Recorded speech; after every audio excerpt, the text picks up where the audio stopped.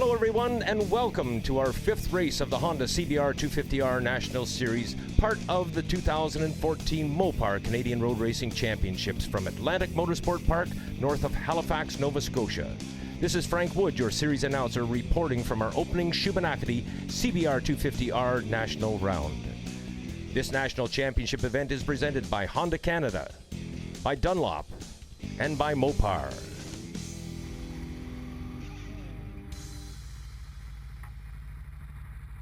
I'd like to take time right now, ladies and gentlemen, to introduce you to the grid that you're going to see coming up here. And I'll start off with the 125s, the two invitees in the 125 class who will be competing here. Both of these gentlemen hailing in from Windsor, Nova Scotia. Number 509, Jack Dauphiné, and number 310, Brandon Pemberton. They will start at the back of the grid, and the 250s will start just in front of them. Looking at the 250 lineup, we note that number 6, Bailey Ives, out of North Salem, Nova Scotia, will start from position number 6. Starting alongside him on the number 38 machine, out of Dartmouth, Nova Scotia, Connor Warnell. Move along and fill in row 2, starting from P5 on the number 181 machine, hailing in from Montreal, Quebec, Jean-Pascal Schroeder. Moving up to the front row, on the outside of the front row, out of Oakville, Ontario, straddling the number 141 Honda, Jared Walker. Alongside him, his elder brother, riding the number 112 machine, Cameron Walker. Moving along to P2, from Notre-Dame-de-Île-Perrot, Quebec, on the number 34 machine, Eric Quentin. And on pole position, I can just imagine the excitement at trackside as a local rider, Falmouth, Nova Scotia rider, Jacob Shaw O'Leary on the 210 bike will start from pole position. This will be a 12-lap national championship race. We've extended an invitation to a former top 250 rider and a great amateur rider here at Atlantic Motorsport Park who went on to grab the pro plates and then win a number 1 plate here actually, and that is Austin Shaw O'Leary. And we've extended the invitation to Austin Shaw O'Leary to join us in the tower as color commentator, as he will not be in competition today. So he's been helping out with the organization, helping organize the track and what have you. There's been a great deal of improvements made to Atlantic Motorsport Park, and Austin Shaw O'Leary is just one of the members of the organization who have made that happen.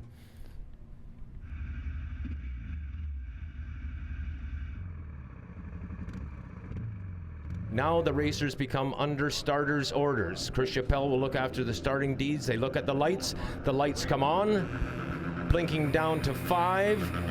Now the lights have gone off, the clutches come out, and they have launched in this, the first of 12 laps of this 5th round of the Honda CBR250R Challenge for 2014. The whole field now steaming down in through turn 1, the right-hander. They'll get a quick short shoot over into turn number 2 where they're elbow to elbow right now. Somebody sprinting out in front, and from this distance we'll try to pick up, I believe that to be Eric Quentin on the number 34 machine, who has sprinted out in front. The Île-Perrot, Quebec rider now heading down in towards turns 3 and 4. And if I'm not mistaken, I'm going to go out on a limb on this one, Austin, I think that's your younger brother, Jacob Shaw O'Leary, right in tow. Yeah, it looks like Jake's having a pretty good race here. He didn't get the best to start. It looked like he was probably 3rd going into turn 1. It looks like maybe he made a spot up coming into turn 2. He's starting to close up there on the leader as they come down the backstretch. The 310 machine of Brandon Pemberton, I watched him come off the line. He looked like he was probably about 10 bike lengths behind the other 125 there. He's made it past, and they're having a pretty good race down the backstretch as well. Cameron Walker holding on to 3rd spot in behind Jacob Shaw O'Leary, and it is Jacob Shaw O'Leary who's the man on the hunt. We're going to talk a little bit about the draft in a minute here, Austin, but right now we're watching your young brother try to chase himself into the lead here, coming out of turn number 11. The number 6 machine of Bailey Ives. Bailey Ives is having a good ride out there on the number 6 bike. Meanwhile, J.P. Schroeder, Jean-Pascal Schroeder, oh no, Heartbreak Hotel. Bad news for number 12, Cameron Walker has been caught 1-1-2, Cameron Walker has been caught on a jump start. Austin Shaw O'Leary, you know all about what that's like. Yeah, I've had a few jump starts myself. It was a bit unfortunate there a few years ago. It looked like I had the race wrapped up, and I came in and I ended up, I was still on the podium, but I was third. So I had my race win taken away from me, but you know, rules are rules, and that's what you got to follow. So it looks like it's still going to be a pretty good race out here. Last lap, Jake came around. He was all the way out in the grass coming off turn 11. So he's pushing his bike to the limit, and so are these other 3 riders here. This is going to be a good race come at the end of the race. Jacob Shaw O'Leary leads the pack in through turn 8, and there is huge action now happening in the roller coaster in behind the top 3 riders. But they have given themselves considerable distance for the rest of the pack to follow. Jacob Shaw O'Leary playing like a rabbit out in front of the foxes as Eric Cantan and Cameron Walker set off in pursuit. Walker is going to have to move to the front and try to get things done here. We pick up on the 141 machine now coming out, and that is Jared Walker, then Bailey Ives, JP Schroeder on the 181 machine, the Centre ML rider out of Montreal, Quebec, as he steams down into turn 1. And now we pick up on the 310 machine of Pemberton. He part of the O'Leary Brothers racing squad, and he on the 125 machine. Jacob Shaw O'Leary continues to lead down in through turn 4. Eric Cantan sitting on that white bike running back, and Cantan goes way wide on the exit of 4, and it has left an inviting hole there for Cameron Walker to take advantage of.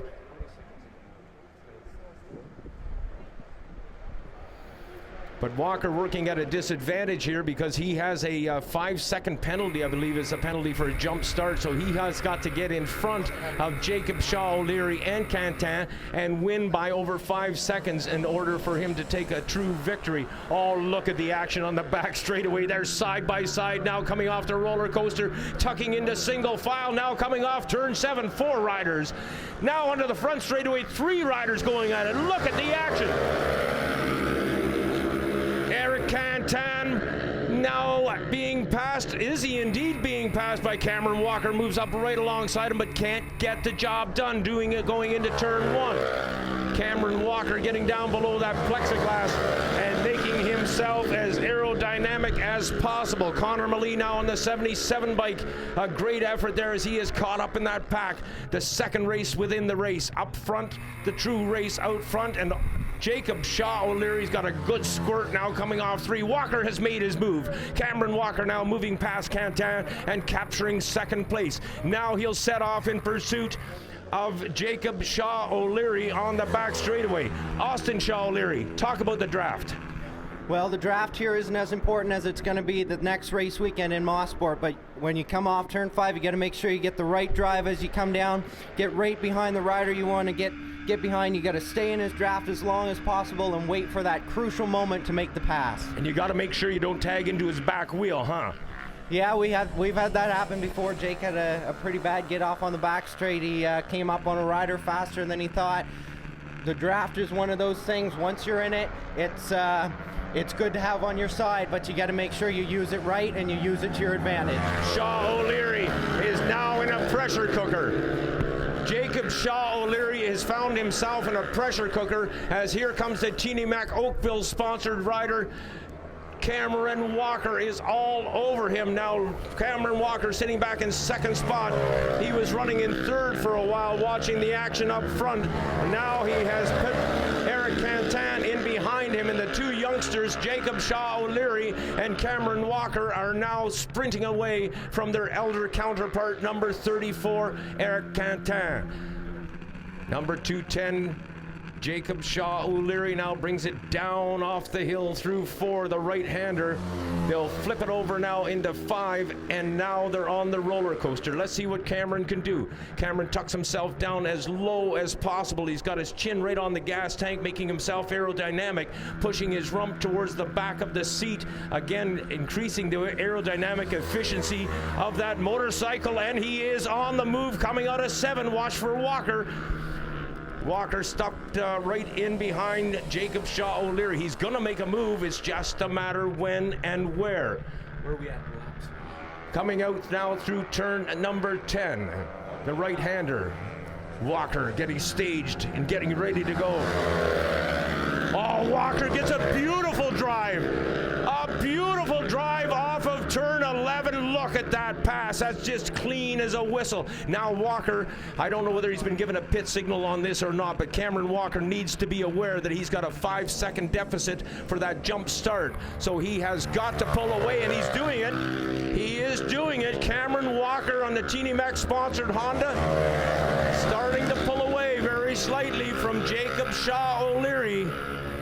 And Walker, of course, fired up after that huge battle that these same two riders experienced at the opening round at Shanaville Motorsport Park, where in the first race, Jacob Shaw O'Leary made an incredibly close pass coming through the S's to take victory, and Cameron Walker returned the favor in round 2 the following day. So these two kids have been going into a fist fight for first virtually since the start of this season. Once more, we picked them up coming off the roller coaster onto the Brack straightaway, and they and Eric Cantan have left this field far behind. Austin Shaw O'Leary, most times the Honda CBR250 racing is very, very close, which it is between your brother and Cameron Walker right now, but they have sprinted away. We've never seen anything like this. That, Frank, that's just that draft working. The two of them get out there side by side. The draft's not going to work, so that'll allow the number 34 machine to catch back up. If these two can stay in a draft, they should be able to keep pulling away from that single bike lap after lap. Jacob Shaw O'Leary trying to return favor on Cameron Walker. He tucked in behind him rather neatly as they came out of turn 11, but he was unable to close any distance on the number 210 machine. Now the riders will be coming up on one of the 125s. We had two invitational 125s entered into this race. Brandon Pemberton and Jack Dauphiny, the two Windsor, Nova Scotia riders on the 125s, and they, of course, somewhat underpowered compared to their Honda CBR250R counterparts. Look at the action. Oh, my goodness gracious. Coming now down through turn 5. Jacob Shaw O'Leary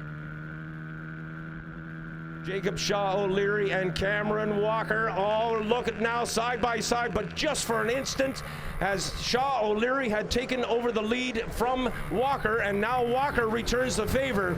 These kids are in a fist fight for first, and the gloves are coming off. Walker on the outside, Shaw O'Leary to the inside. He has made it happen. Shaw O'Leary sneaks through there with a beautiful pass on the inside of Cameron Walker. Now through turn 10 they come. They'll get the short chute over here. Watch them tuck down on the front straightaway. Look at Cameron. Look at Walker. He hardly lifts his head off of the gas tank. And what's going to be of interest here, I think, also, Austin, is the fact that Eric Cantan, running in third spot there, could end up in second as a result of the penalty that's been assessed to Cameron Walker. Walker now holding on to second spot. Meanwhile, the battle back within the pack, the race within the race, featuring the 141 machine of Jared Walker, who's having a rather lonely ride there. We pick up on the 6 machine of Ives, Bailey Ives and J.P. Schroeder going at it.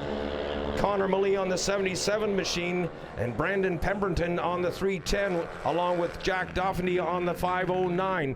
A great battle within the battle. Meanwhile, we pick up on the action in the front as Cameron Walker and Jacob Shaw O'Leary continue to be tied together. We should get these parents together. Perhaps they could just buy one bike that they could share between the two of them. On the inside again. Classic move by Shaw O'Leary. That's the second time he's done that in as many laps. Shaw O'Leary now has the race lead. Walker runs in second spot as they come in through turn 11. The left-hander, Walker looks to the inside. Look at the drive he gets. Austin Shaw O'Leary, I'll invite comment. You've seen it 2 laps in a row here now where Cameron Walker comes out of turn 11 and distinctly gets stronger drive than your younger brother. Yeah, you know it. He looks like he's getting a good drive over 11. Jake gets that little bit of an edge as he comes into 9. But it's good to see these two battling back and forth. I see there's a debris flag down in 7. It looks like a knee slider down there on the track. The marshals did a good job getting that off. But you know, it's good to see them out there, good clean racing, and these guys are going to make good racers when they move up. Well, it hasn't been that long since Austin Shaw O'Leary was aboard a CBR250 in national championship competition. As a matter of fact, he finished second to Stacey Nesbitt after the Motorsport round. Actually came into the Motorsport round that year with points lead. Cameron Walker pulls up right alongside Jacob Shaw O'Leary, but O'Leary had the right line going into 7. He kept his throttle wide open, where Walker was forced to back off just a tad and just put a front index finger on that front brake lever. They're now coming up on lap traffic in through 8, 9, and 10. Oh, this should be good. In through 10, the slower rider is in front of Jacob Shaw O'Leary. O'Leary will look to the inside, and that's his teammate. That is his teammate, Brandon Pemberton, on the number 310 machine, the other of 2 O'Leary Brother Racing sponsored Hondas on the racetrack. Both race contenders up front have gotten past the slower rider now, and they head down into turn number 2. And it is Jacob Shaw O'Leary continuing to lead over Cameron Walker at this point in time. Walker did make the pass coming off 11. But coming off 3, it looked like O'Leary perhaps got a bit of an extra edge there. And as we watch them make their way through the long, sweeping right-hander that we know as turn 4, that brings them out onto the back straightaway that we know as the roller coaster. And I'm going to have to give about 10 to 15 bike lengths away to Jacob Shaw O'Leary, but look at that distance disappearing rapidly right in front of our eyes as Cameron Walker continues to work at that distance. Now it's a return favor. 2 laps in a row we watch Shaw O'Leary pass Walker going into turn 8. This time around, Walker follows O'Leary through 8.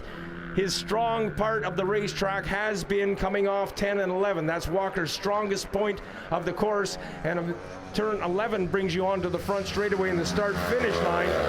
So that's a pretty good place to have a strong hand, and Walker once more gets a really good drive off of turn 11. 2 laps to go. They'll get the last lap flag next time around. We're working the penultimate lap right now. We glance to the back straightaway and note that the race within the race still continues with Malee and Pemberton, Bailey Ives, and Connor Warnell battling it out with the likes of Jean-Pascal Schroeder on the 181 bike. 141 is Jared Walker.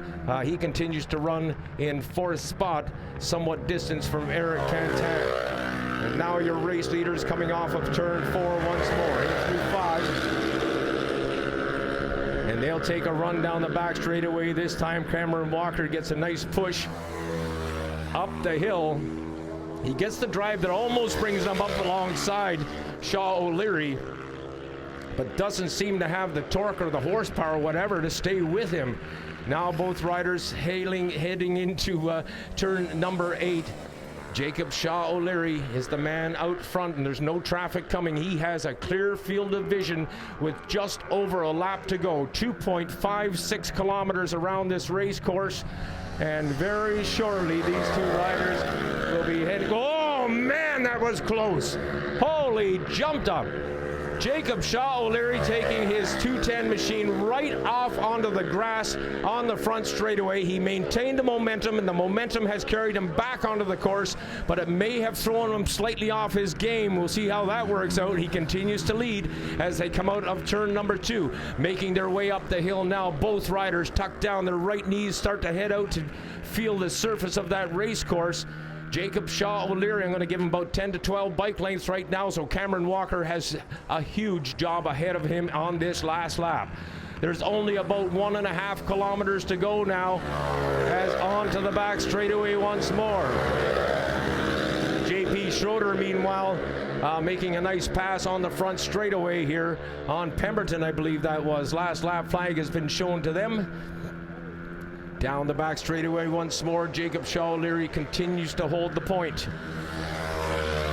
Jacob Shaw O'Leary is in first. Cameron Walker now moving right up on his back wheel. If he's going to make a move, it's going to happen within the next 3 corners. And Walker now under huge pressure, as is Shaw O'Leary. He won't look back. Shaw O'Leary into turn 11 here. Oh, down goes Walker. Oh no, Cameron Walker, a huge crash at turn number 11. Walker's day is done. What a shame.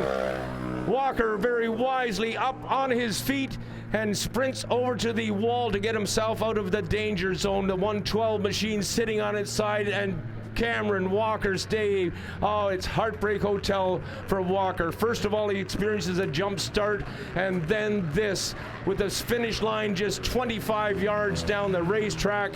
Cameron Walker, is he ever disappointed? Boy, you can see the disappointment from here. The body English tells it all. What a shame. A tremendous contest. And Austin Shaw O'Leary, I don't know whether you realized you were doing this, but as you're watching your younger brother out there, your right wrist was twitching. Well, you know, I've always, being an announcer now for a few minutes, I can't pick favorites, but you know, it's always nerve-wracking to see him out there, and I want him to get the race win just as much as he wants him to get the race win. Don't get used to this announcing. I need this job, and you're a racer. All right, well, we'll see how things work out. Maybe I can join you back again tomorrow. Yeah, they got it good. They got it better than me. Yeah, today was kind of hard for the first 3 laps. I don't know. I lost my shifting pattern, and they were gone. They were way too fast. Yeah, that start was pretty crazy. I got into Eric off the start, and then when I stood the bike up, I got into Cameron as well. Nobody fell, which was a good part, and the race went on, and nobody was too mad, I don't think. You and Cameron had a wonderful dice going on. Yeah, it was a really great race. It really sucks that Cameron fell on the last lap. I was looking for him to make a move on me somewheres, but when I found out he crashed, I felt really bad for him and hope to see him up here again tomorrow. Yeah.